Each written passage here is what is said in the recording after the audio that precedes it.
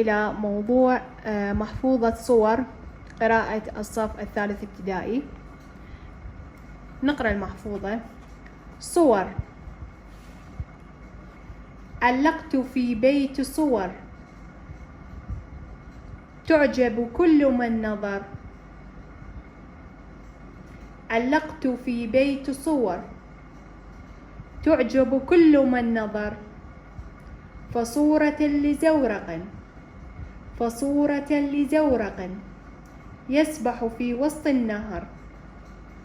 وصورة لغابة فيها تشابك الشجر. وصورة لروضة تزهو بألوان الزهر.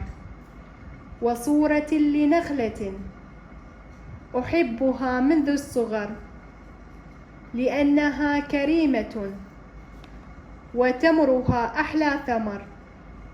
وصورة لطفلة تطلب من رب البشر رباه سلم أبتي واحفظه من كل ضرر. نعيد قراءتها مرة ثانية. صور: علقت في بيت صور تعجب كل من نظر. فصورة لزورق يسبح في وسط النهر. وصورة لغابة فيها تشابك الشجر. وصورة لروضة تزهو بألوان الزهر.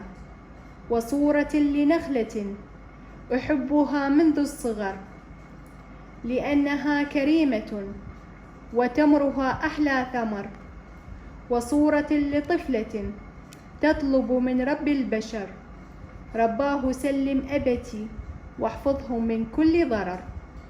وانتهى درسنا لهذا اليوم، مع السلامة.